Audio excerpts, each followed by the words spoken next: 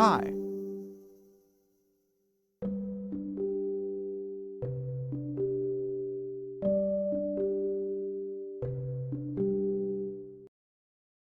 The drag lift is still most often seen where service users are being moved.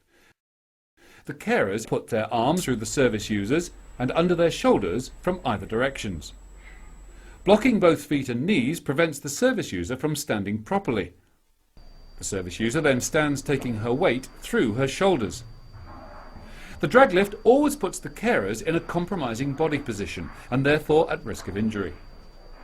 Having all their weight going through their shoulders makes this manoeuvre uncomfortable and even painful for the service user.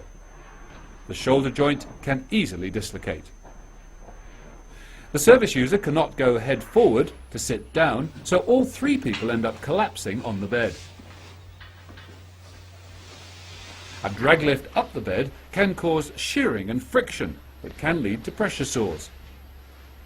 The carer with both feet on the floor will twist, and having a knee on the bed can cause excessive bending. Both carers are taking the service user's weight on their arms. Good posture cannot be achieved, so the service user's head goes backwards, pushing into the pillows and preventing a good upright position.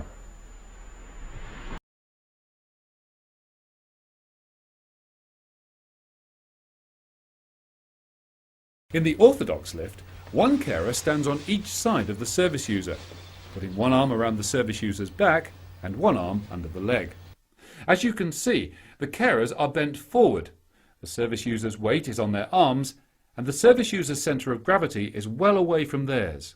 All unsafe positioning. They now attempt to lift. The service user's weight is all to one side. The head remains low. The feet come up and the service user jackknifes, but doesn't move. On the second attempt, they are able to move the service user a short distance by dragging the sheet.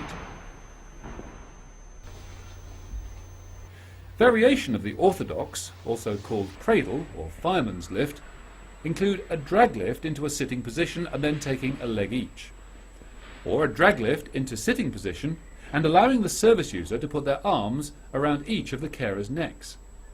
The carers could sustain serious neck injury.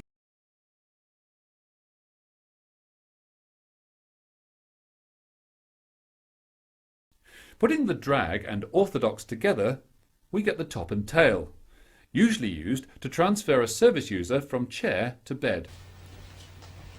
One carer takes the service user through the arms from behind.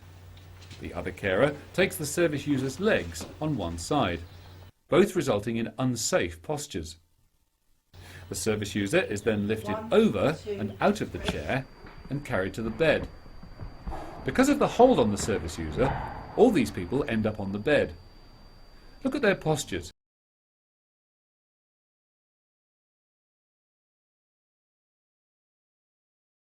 To achieve the Carlton Hayes Flyer or Australian lift, the carers bend from the waist to allow the service user's arms to go down their backs. The carers then stand up. The service user cannot help, so the carers take the full body weight. The service user is leaning backwards, shoulders raised and arms extended. The service user is grabbing the carer's clothing and is now expected to walk backwards. On reaching the bed, postures are again wrong to allow correct positioning, so all three fall on the bed. The Australian, or shoulder lift, is also used to take the service user up the bed.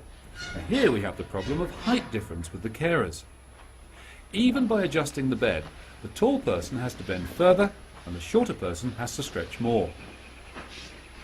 A drag lift into sitting position, arms down their back, with one leg on the bed, the shorter person's other foot just touches the floor. Whilst moving the service user, the foot lifts from the floor, meaning this carer is only using their back for the lift. During this lift, the carers' backs and necks are in a compromising position.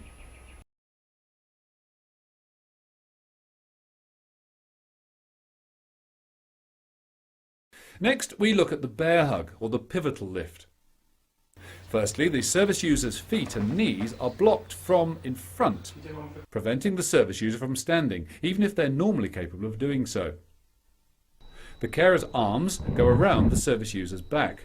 The service user puts their arms around the carer's neck, which can cause a serious neck injury, as the service user goes from chair to bed, swinging all their body weight from the carer's neck. Both parties are now displaying poor posture. The service user cannot lean forward to sit down. The carer cannot lean forward to release the service user, therefore they both fall onto the bed.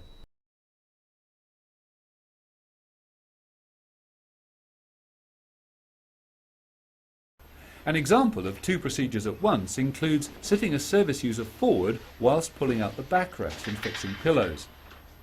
This carer is twisting and bending and taking the service user's weight in an awkward posture, and the service user is not secure. Another example is standing a service user and then supporting their weight whilst adjusting their clothing. Two procedures at once will always lead to a compromised posture for both the service user and the carers, increasing their risk of injury. Lifting from the floor is probably the biggest risk for carers and service users alike. None of these carers are demonstrating good posture. They are bent forward from the waist, their centre of gravity is away from the service user's centre of gravity, and they'll now lift at arm's length using only their hands. The service user will not be secure and could be dropped. Lifting the service user in this way could result in serious injury to either service user or carers, and a hoist should always be used.